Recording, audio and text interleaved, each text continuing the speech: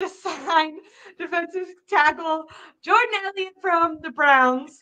To let you know how relevant he is, when you type in Jordan Elliott 49ers, the beat writer for the NSMBC, Jordan Elliott popped up before him. And then Jordan Elliott from the Browns popped up, which also had a link to a YouTube video that said, should the Browns re-sign Jordan Elliott? And it was basically this guy crushing on Jordan Elliott and saying the Browns would be stupid to bring him back and that they should absolutely not do that. So really great that that's the guy that the 49ers got. Everything that I was seeing, he is good against the run, but definitely not an all downs player. How do you feel when you saw this news?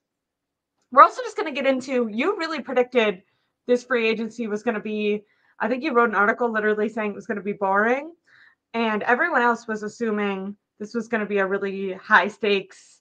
I know there was a lot of Mike Silver, Matt Mayoko, Matt Barrows were really hyping up this free agency, and you seem to be right so far. But how was right before we went live, Jordan Elliott got signed. So how was your reaction to that?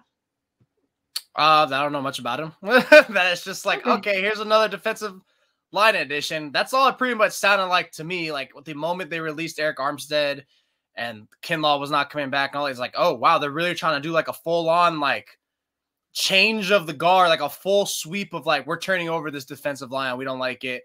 I wonder if Kevin Givens is coming back now. I don't even know. So, and I wonder if even Eric Armstead's actually going to be released. I wonder what's going on with that. Like, there's a lot of unknowns. So with him, it's just like they definitely haven't brought in anyone who can replace Armstead's production so far. No. A lot of this just sounds like a lot of like middling rotational guys. It seems like they're just going for depth, like nothing like top heavy, like no one of that caliber. So to me, yeah, like Jordan Elliott, it sounds like to me like, okay, it's another depth guy, maybe like a Kinlaw replacement or something like that. Because look, I wanted Kinlaw to come back. He came, like I said that last week, he came off of finally a full healthy season. He was actually pretty solid when he went for the most part. But I guess the Niners just like, I'd rather go for someone who's durable, someone who's a constant. Like just because you had this 1 year doesn't mean we trust you. And I'm fine. I totally get it. Or maybe Kinlaw wanted a new change of scenery. Who knows? But especially with Armstead leaving, I could see Kinlaw being like more likely to want to leave. And I know it's not like official that Armstead's leaving, but testing out the market, I kind of imagined if Armstead was going to stay, that maybe that would incentivize Kinlaw to try to stay. But I'm going to be interested to see how much he got, because you and I made a bet last week. I think the bet was $4 million, right? That'll be TBD. So if he got more than usually when the contracts don't get released yet, it takes a while for them to. Why does that happen? By the way, why aren't they? I don't know. I'm not too sure. I'm wondering if that means like they're still hashing it out or like releasing like the detail or something like that. I don't know, but yeah, on Elliott, yeah, he had 3 sacks this year, 9 quarterback hurries. What I read, 11 run stops. So yeah, he's like a nice little middling guy. What'd you get him for? 2 for 10, $5 million per year. Like, okay, yeah. Last year actually looked like his best years. He doubled his pass rush hurry. He had 18 hurries. He had 2 batted balls. He didn't have any of them this year. And he had 18 run stops versus 11 run stops. So last year, 2022 was when he was fairly good. I'm just reading off the stats. Like I know PFF like hates on him. I'm looking at their grades. Like they hate him. They hate him. I don't look at their grades. I don't like the grading system. I just like to read what the middle of the stats goes. Have you ever talked to someone about like that grading system? It is very subjective. I don't know how the freaking like it just goes by. I don't know. For me, I just don't care for the grades. What do the grades even mean? If I throw the grades out here or an article, that means I have to explain it every single time. So to me, I would just go what I saw and whatever like those little minor specific stats go. So I was like, okay, like that sounds like to me like a good like middling guy who give you like a play or 2 per game. Like, okay, that's fine. Matt Mayoko says Jordan Elliott can't and won't be the last addition to the 49ers interior defensive line. Yeah, no way. But he should offer immediate help in the run game. Elliott was 12th in the NFL in run stop with a win rate of 40% last season. Yeah, that's the other one I like. ESPN's pass rush and run stop, all those win rates. I love those too. I like those better than freaking like their grading systems. Like 40% seems low, but he's 12th in the NFL, which is pretty good. 40%. What the hell? That's high. What are you talking about? Oh, you're winning on the run stop plays 40% of the freaking time? That's pretty good. That's less than 50. Okay, this isn't like the educational grading system where just because you get anything less than a 70 means it's bad. 40% of the time, in terms, if you ask anyone about probability, I'm a probability guy. That's freaking good. Like, that's solid. Okay. Failing grade, but all right. Failing grade, yeah, but luckily this isn't school. Shows you how dumb school is. But anyways. With the addition of Jordan Elliott and with them saying that they are still, it's not going to be the last. Are you anticipating any sort of big splash move? I know that we'll talk about Leonard Floyd in a minute, but like even that, some people would consider a little bit underwhelming potentially for the hype that it was given. Do you think that they're going to get a Danielle Hunter type guy or no? I don't know how they're going to afford him. Like, where's this cap space coming from too? I mean, it all depends on how the details comes out. Obviously, we know what like the base value of the contracts, right? Oh, 2 for 10, or Leonard Floyd got like what, like 2? Wait, did he get 2 for 20? Yeah, 2 for 20. But we don't know where it's all being loaded towards. We don't know if there's gonna be like, well, I don't know. It's all a bunch of weirdness with those contract details that are kind of hard to tell right now. So it doesn't really make too much sense to actually have like a hardcore opinion about that. But in terms of being underwhelming, like, yeah, like I get Leonard Floyd. Leonard Floyd's a solid opposite of Bosa. Like, he's fine. But in terms of splash hires like a Danielle Hunter, I don't know how that's going to work. Which actually, like, the edge rushing market has really been slow. It's been a lot of interior guys. Like, there hasn't been too many off the board, but it's not like there was that many edge rushers who were that elite in the first place. But Danielle Hunter not being signed yet, it's a hell of a thing. I'm wondering if he's being picky about what he's going to get assigned to. But that's what I'm saying. Like, there's still an opportunity for the Niners to be in that running. But you're right. It kind of feels like maybe he's asking for something that the 49ers aren't willing to spend. Because remember, the Niners, like, the only reason why is because number one, salary cap constraints. Of course, obviously, you can restructure players like a Fred Warner, and maybe it'll be another move or two that will be emerging in the next week, within the week. But yeah, it's just that was number one, and number two, like, dude, they already have like 11 like core like amazing players. Like, it's just always this time everyone sees the new toy, like, I'm tired of this thing, I want to get something new. It's like, it's literally naturally human just to start being like, I want something new, I want all those, I want everything else. Like, it's like, no, you got to remember to appreciate it, because literally by the time regular season comes, everyone's gonna start talking about, oh, we're so stacked. So all this thing is just literally just initial reaction, and the dramatics of this is all getting worse. It's also like I feel like teams like if you look at the Chiefs, I imagine that fans of the Chiefs could say that their free agency has been underwhelming. Like, that are already good don't need to go out and like get the best players. Free agency is for bad teams. Why do you have all this cap space? Look at the Commanders; they're a bad team. Well, why can't you be like this? Yeah, when's the last time they made the playoffs? Like, once in the last 10 years. Like, these are for free agency. People who go hard on free agency are the bad teams. And if you're a good team, you're looking for like a handful, several like solid key contributors for depth. The disappointing news of free agency was freaking the Giants getting Brian Burns. I hate when bad teams get really good players. I feel like it's such a waste. Well, he chose that. He didn't want to, well, whatever. It doesn't matter at that point. But probably got the most money. But yeah, he's probably got like. If you were a player, would you rather go to a team that was like in contention for a Super Bowl or the highest priced team? No, I'm going highest price. I'm selfish. I don't care. I don't care about that career thing. That's why I don't blame these players at all. Where I start getting like a little more of these players' pockets, if like, okay, you're an 8 to 12-year veteran, you've made all this money, you're still pretty good, but you don't have that ring that you so covet. Like Eric Armstead. They asked you to take a pay cut. You're clearly not worth that, especially because of your availability, first and foremost, because he can still play. It's just your body's breaking down, bro. So they're asking him to let's take a little pay cut. And he said, nah. The guy has made over $80 million in his career. He's pretty much set, but he doesn't want to take, like, let's say that they're asking him to take like 25% of his pay cut. Like, that's not terribly asking you. Like, what's like, you just had this magnificent run for the last 5 years with the 49ers, and you're over here thinking that, nah, I'm just going to keep making the best. And like, this is where it goes to say, like, a lot of these players who say they want to compete and stuff like that, like, it's always like it's half glass full, or it's like, it's not fully weighted in the words that they're saying, which I don't blame them, but I mean, With Armstead, it's like, bro, you already made all this much. What do you need all this for? Like, don't you kind of want it? But hey, all right, cool. I guess he wants one more payday. He wants to still be cashed out and locked in because maybe he does see that his body's breaking down and he doesn't have that much longer. Yeah, free agency is just being inactive. Like, it just makes so much sense because again, they've already been fine. And honestly, even looking at what are their needs, offensive line and defensive line, like there aren't really like there wasn't really too many like amazing players. Like there was like probably like 1 to 4. Do you think that they're gonna top heavy ones? I mean, but I feel like they're not gonna have like a rookie defensive tackle starting. Do you? No, not starting. Right now, it looks like they don't have a starter to replace Eric Armstead right now. No, they don't. It doesn't seem like it. By default, it'd probably be like Jordan Elliott or something. By default.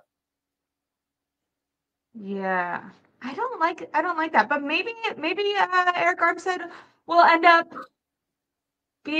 coming back. Do you think that that's a possibility? I just imagine that he'll get more because, like, in free agency, we keep talking about this. Like, these guys get so overpaid. It's true. Yeah, all it takes is one. Can't imagine that all it takes is one. But I do have a question. Did they have the opportunity to trade him instead of cutting? Well, like now if a different team would have wanted to trade him before the announcement of he has to be released. Yeah, like maybe the Niners could have got like a 6th or something, but that's I think if you're a team, like not even willing to do that. You know the Niners are gonna cut him, and you can get him for like less than that because he's still gonna get like be on the hook for the Niners the same way like Russell Wilson is with the Broncos. So he's still gonna have some money coming his way. Yeah, they kind of like ruined that a little bit already, but or maybe there's something they want. Maybe they want him to have that freedom of choice because they do kind of do that. Yeah, I don't know. I'm interested. I think that they're gonna make at least one more big defensive move in free agency. I just can't see them. Do you think that they'd use that first pick on a defensive lineman in the draft? I wouldn't be shocked if they did. Which I did see like mock drafts like show like the run on a lot of edge rushers goes like starting from like pick 24 or something like that. So it's like, well.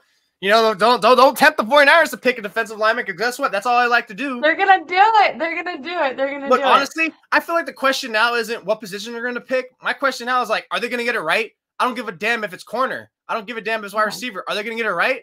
This team because they're bad at drafting. What was the headline in the first round? What was the headline of your article that I was literally just reading? It was on Javon Kinlaw, but I thought that the article, I basically said like another first round draft pick leaves in free agency or doesn't pan out. And look, it's another whiff. Javon Kinlaw is a whiff. Like he's not a bust because he still technically made it through 4 years and now he's found another team. He's not a bust. He's not a bust player, but a whiff is you didn't, especially on the first rounds, those first 2 rounds especially. He didn't stay because when you draft first round, these players don't leave like that instantly or.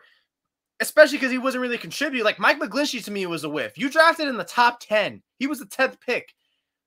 Offensive tackle is supposed to be your cornerstone for years to come. But why didn't you re-sign him? Because you knew he wasn't worth it. Yeah, they got the same production out of wasn't worth it. McKivitz.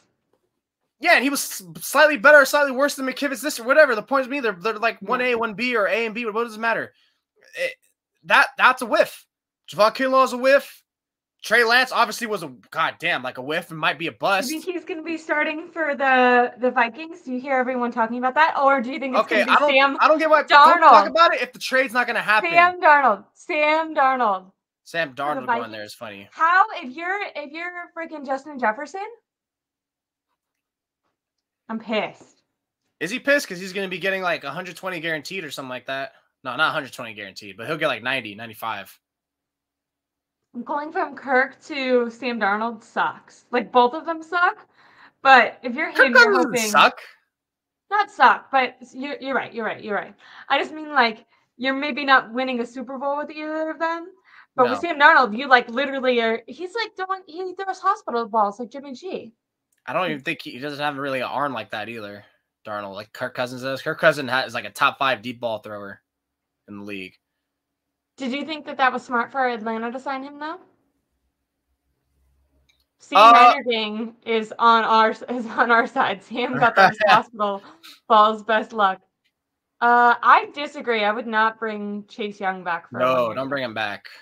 He had his opportunity to play as hard as possible and did not show up. Look, the fact that all he has is like the only visit he's gotten today was, or so far, is the Titans. That's it. No one else has been reported.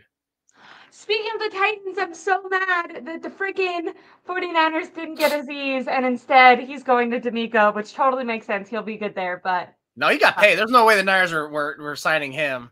Like, even I should have known. Like, mine was such a pipe dream. It was such a pipe dream. We were all talking about it. We thought potentially it could be happening. No. Yeah, but he got like double what I thought he would get. He got double what I thought he would get. So I was far off. Shows what the hell I know. I was far off. Do you think that they're gonna draft any? I know that they restructured Fred Warner's contract. What do you think they're gonna do? Are they gonna put Oren Burks? I know that they retained him. That was their big. Woo! We re-signed it, Oren Burks. What are they gonna be doing? I saw they did George Odom. They did Oren Burks too. That's who I meant, actually. To be honest, I always think they're the same player. It's because they're both they both get touted as the special teams key player. That's why. When they both got signed, like literally, which one did they do? Day or back-to-back days, and they're both touted as amazing special teams players. So that's why probably you could get confused by them. Which one did they sign again? Not Oren Burks? George Odom, the safety. George Odom. Okay, see, that makes sense because I tagged you know Chris on Twitter, East Bay Chris, and he like has that like pretend fan club for Oren Burks. When they re-signed George Odom, I like tagged him and I was like, your guy, and he didn't say anything, and he's probably like, wrong guy, Ashley, wrong guy. So good. I'm not sure who you're talking about, to be honest. I just get those two mixed up a lot. That's all. The other thing that I saw I wasn't sure. I thought you were gonna. Oh wait, I want DJ Jones back. And he might not even be getting released though. Yeah, I think that the Broncos, what's your opinion?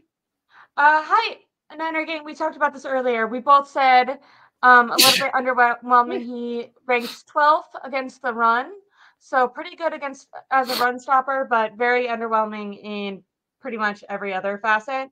He will be a good number 2, but definitely isn't a replacement for. He's just like a rotational guy for like base defense. More of a replacement for Kinlaw, right? It just doesn't need to be like critically analyzed. Like, to be honest, like that's another thing about free agency. Like, not everything needs like a thinking cap on. It's just like, okay, cool, like a depth piece. Like, this is what free agency for. It gets your like middling key role players, like the Arden Keys of the past, the men who was traded, the Samson Abukams. Like, get those guys. Like, cool. And they'll give you, like I said, like 1 to 3 impactful plays a game, or maybe they'll have like a couple 2 explosion games out of nowhere. Yeah, this is what it's for. Like, I feel like everyone who's trying to like do all this extra stuff, like, oh, you did this and that, I think you'd be like, shut up, you don't know. Like, relax. Like, just say it's like he was a fine player or a bad player or whatever, and just like, I don't know. That's just the way I view it. It's like, bro, because when we get to the season, this guy is like, odds are he's likely not going to be that dude, or like that. He's gonna be like, oh yeah, he's a fine like depth player. A replaceable guy, which guess what? Who is he replacing? Javon Kinlaw, the replaceable guy. There's always these replaceable pieces at every position, and so that's what they have. Mr. Corey says we've literally have 0 defensive tackles. It's a good signing. Yeah, it's a necessary signing. There's a difference. Yeah, necessary. I don't think we're saying like. I think all we're talking about is just the signing. It's not like a. It's just the signing. Anyone who's feeling like so harshly one way or the other, like, come on. He's a Kinlaw replacement. He's a replaceable guy. So yeah, so like you said, Mayoko said, there's gonna be another group. Like, yeah, no shit, Matt. Of course, I see the position groups. They have no one. They got to fill someone. They're gonna draft and they're gonna have to fill another thing. Like, I know that. I thought this one was kind of interesting. 49ers over-investing in defensive line is coming back to bite them. And now, of course, they can keep focusing on defensive line insanity. I think when you're talking about this comment, the real issue is that they haven't drafted well at this position, and guys that they have signed either are good for 1 year and they go out and get better contracts, or are bad, so the Niners don't want to retain them. So, because if you think about a guy like Drake Jackson, that's someone I think they hoped would end up being a bookend on the other side of Nick Bosa, and he wasn't. Chase Young, so then they went out and got Chase Young. Kinlaw, all these players that you invested are gone now. So now it's like, well, yeah, no duh, you got to go to free agency and find all these guys. Like, you have to fill, you literally have to fill a roster. OTAs is in a month and a half. So You literally have to fill a roster. So I don't know who else you're gonna get. I could probably take a look real quick, but like it's just fill them up. But I'm sure the thing is about 49ers is they do know how to assess and get the most out of these free agent defensive tackles. So that'd be the one thing that's like good. Like they do have an eye for that. Maybe not necessarily like drafting wise, like you said, but in terms of like players who are coming from other teams, they have a sure good knack of that. You know, they really do. But yeah, if they go defensive line first round, again, like I'm scared. I would not trust this team because I don't even give them credit for Nick Bosa. Like that was a no-brainer. My freaking mom would even watch football and would have picked him. Like, come on, dude. He was gonna go first overall if the Cardinals didn't try to get Kyler Murray. Yeah, like it was anyone would have taken Nick Bosa. Anyone, even with like it's just this team does not know how to draft first round. I'd argue they don't know how to draft the first 3 rounds. You got Deebo Samuel.